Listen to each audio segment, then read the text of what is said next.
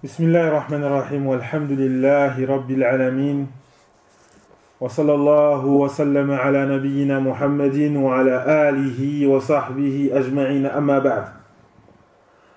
On continue, Inch'Allah ta'ala, ces questions d'Ibn al-Qayyim, rahimahullah, aux chrétiens, Su'al Ibn al-Qayyim lin-Nasara. On a commencé la semaine dernière et aujourd'hui le deuxième cours dans l'explication de ce très beau poème.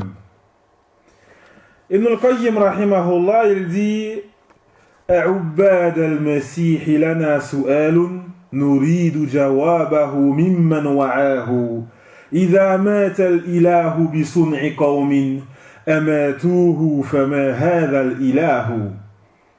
Ô serviteurs, ô adorateurs du Messie, nous avons des questions. Nous voulons leur réponse pour tous ceux qui comprennent. Si une divinité venait à mourir par les agissements de certains qui l'ont tué, alors quelle est cette divinité? Qu'est-ce que cette divinité? Ibn al-Qayyim rahimahullah, ici, il rentre directement dans le vif du sujet. Directement. La base de la croyance des chrétiens. Il n'est pas convenable qu'une divinité soit tuée par ses serviteurs. Si cette divinité ne peut se protéger elle-même, comment va-t-elle protéger les autres? Comment est-ce qu'une divinité qui ne peut se protéger elle-même va protéger les autres? Certains chrétiens, ils nous diront, non, Jésus a voulu se sacrifier pour sauver l'humanité. Alors à ce moment-là, nous disons non. Non, cela est faux. La Bible montre bien que Jésus ne voulait pas être crucifié. Comme on l'a déjà vu dans les cours précédents, l'évangile de Luc, chapitre 22, versets 41 et 42. L'évangile de Luc, donc, chapitre 22, versets 41 et 42. Il est écrit: puis il s'éloigna, c'est-à-dire Jésus. Puis il s'éloigna. Il s'éloigna d'eux à la distance d'environ un jet de pierre. Et s'étant mis à genoux, il pria, disant: Père, si tu voulais éloigner de moi cette coupe, et donc cette épreuve, si tu voulais éloigner de moi cette coupe, toutefois que ma volonté ne se fasse pas, mais la tienne. Il a donc invoqué son Seigneur pour être sauvé. Et aussi dans un autre passage de la Bible, où Jésus, qui montre Jésus qui est crucifié sur la croix, et qui dit: Eloi, Eloi, ô Seigneur, lima sabachthani, pourquoi est-ce que tu m'as délaissé? Pourquoi est-ce que tu m'as délaissé? Bien entendu, dans un passage biblique. Et donc, selon ce passage, Jésus ne voulait pas que ça lui arrive. Donc, une divinité qui ne peut pas se défendre, elle ne peut pas se protéger elle-même. Pourquoi est-ce que nous, on va l'invoquer et lui demander de nous protéger?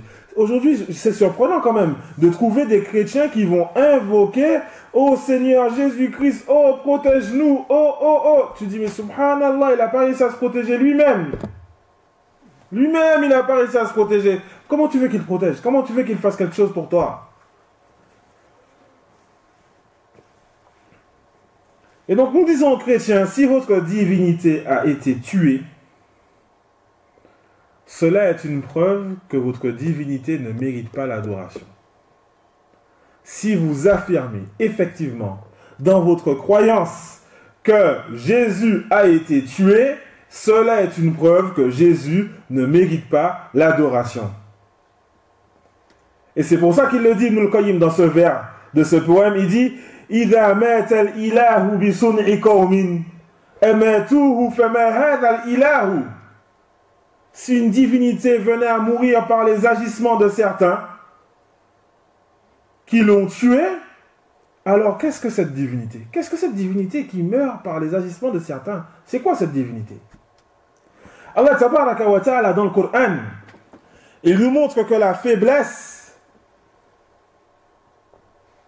est une preuve que celui qui est faible ne mérite pas l'adoration. Voilà pourquoi nous sommes tous faibles. Aucun d'entre nous ne mérite l'adoration. La faiblesse est une preuve que tu ne mérites pas l'adoration. Allah tabaraka wa ta'ala qui dit ayushrikuna ma la yakhluqu shay'an wa hum yukhlaqun wa la yastati'una lahum nasran wa la anfusahum yansurun. Est-ce qu'ils prennent comme associés ceux qui ne créent rien mais que eux-mêmes sont créés et qui ne peuvent pas les protéger, ni eux ni leur propre personne? Cette divinité qui ne peut secourir même sa propre personne, pourquoi tu vas l'invoquer? Pourquoi tu vas invoquer Jésus? Il n'a pas su protéger sa propre personne. Toi-même tu dis qu'il est mort, il s'est fait tuer, humilié sur une croix, et après tu vas l'adorer? C'est contraire à la raison. Allah tabaraka wa ta'ala qui dit Ya ayyuhan nas duriba mathalun fastami'u lah. Ô homme, une parabole est citée, alors écoutez-la. Écoutez-la. Inna alladhina tad'una min dunillahi lan yakhluqu dhubaba walaw ijtama'u lah. Certes, ceux que vous invoquez en dehors d'Allah ne vont pas créer une mouche, et même si ils s'unissent pour cela.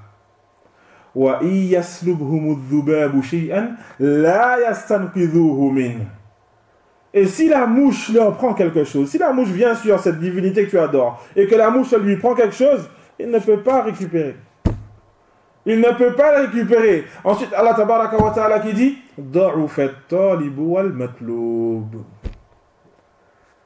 que son faible est talib, celui qui recherche ce qu'il a perdu. Il veut le récupérer de la mouche. Ou al-matloub, la mouche qui elle-même elle est faible. Les deux ils sont faibles. Ta divinité ne peut pas récupérer quelque chose qu'une mouche lui a prise. Et donc la faiblesse est une preuve que tu ne mérites pas l'adoration. C'est pour ça que Allah tabaraka wa ta'ala, après avoir cité cette parabole, il nous dit Ma qadarullaha haqqa qadri. Ils n'ont pas jugé Allah comme il le mérite. Hein?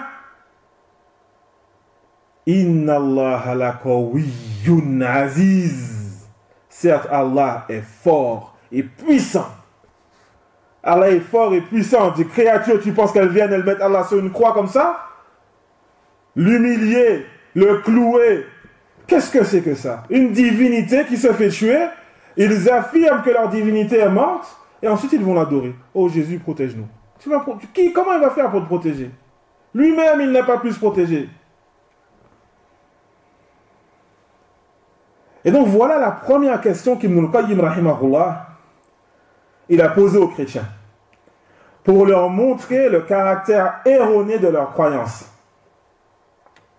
Et comme on a vu précédemment, les chrétiens cherchent beaucoup à montrer que non, en fait, Jésus, il voulait se sacrifier.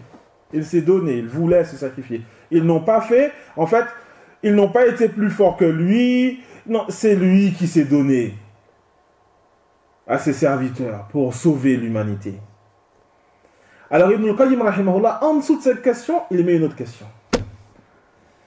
Il dit A'ubad al-Masih lana su'alun nuridu jawabahu mimman wa'ahu idha mata al-ilahu bi sun'i qawmin amatuhu fama hadha al-ilahu wa hal ardahu ma naluhu minhu fabushrahum idha nalu ridahu. Ô adorateur du Messie, Nous avons des questions. Nous voulons la réponse, les réponses si vous en avez nous voulons les réponses de ceux qui ont compris. Si une divinité venait à mourir par la cause de certains qui l'ont tué, alors qu'est-ce que cette divinité?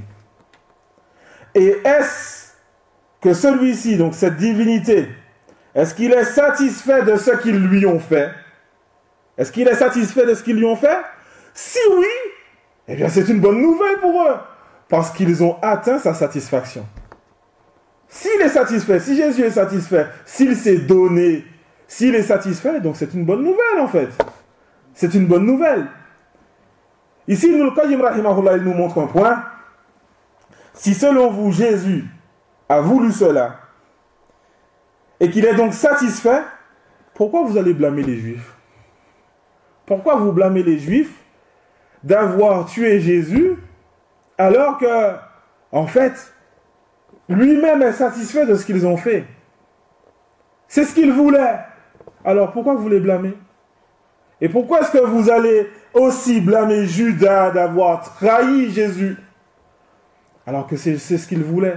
Judas ne l'a pas trahi, mais Judas a travaillé pour Jésus. Il a œuvré avec lui pour l'accomplissement de cette mission. Si effectivement il était satisfait. Mais les chrétiens, en entendant cette parole, ils diront non, non, non, non, non. Il n'était pas satisfait. Non, c'est faux. Il n'était pas satisfait. Jésus n'était pas satisfait, Judas l'a trahi, etc. Et donc là, on a un autre problème. Si il n'était pas satisfait, et si ce n'est pas ce qu'il voulait, c'est donc que la volonté des Juifs a été supérieure à la volonté de Jésus. Voilà pourquoi il dit Ibn al-Qayyim rahimahullah a'ubbad al-Masih lana su'alun nuridu jawabahu mimman wa'ahu idha mata al-ilahu bi sun'i qawmin amatuhu fama hadha al-ilahu wa hal ardahu ma naluhu minhu fabushrahum idha nalu ridahu wa in sakhita alladhi fa'aluhu fihi faquwwatuhum idhan awhat quwahu. Ô adorateurs du Messie, nous avons des questions, nous voulons la réponse de ceux qui ont compris. Si une divinité venait à mourir par les agissements de certains qui l'ont tué, alors qu'est-ce que cette divinité? Et est-ce que celui-ci est d'accord? Est-ce que celui-ci est satisfait de ce qu'ils lui ont fait? C'est alors une bonne nouvelle, car ils ont atteint sa satisfaction. Mais si cela le courrouce, il n'est pas d'accord de ce qu'ils lui ont fait, alors leur force a ébranlé sa force à lui. Et donc les Juifs, ils ont été plus forts que lui. Vous avez deux possibilités. Ayyuhan Nasara.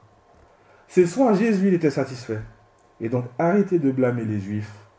Arrêtez de blâmer les Judas. Mais vous devez les remercier. Vous devez les remercier. Car ils ont fait ce que vous n'avez pas fait. Vous devez les remercier. Et si ce n'est pas le cas, s'ils n'étaient pas satisfaits, alors c'est que les Juifs ont été plus forts que votre divinité. Et donc ils ne méritent pas l'adoration. Ils ne méritent pas l'adoration. Et donc voilà ce point essentiel lié à cette première question qu'a posé Ibn al-Qayyim rahimahullah aux chrétiens. Et bi'idhnillahi ta'ala, on verra la semaine prochaine la suite de ce poème, Ibn al-Qayyim qui rentre encore un peu plus dans les détails liés à ce point fondamental, la mort de Jésus.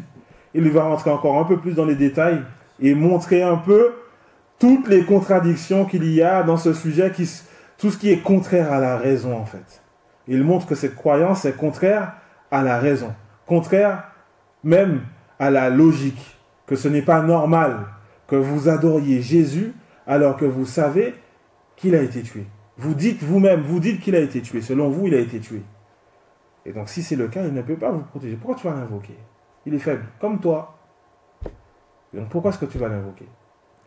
Voilà par rapport à ce point essentiel. On arrête là pour aujourd'hui, Inch'Allah ta'ala. Waffaqallahu al-jami'a lima yuhibbuhu wa yardah.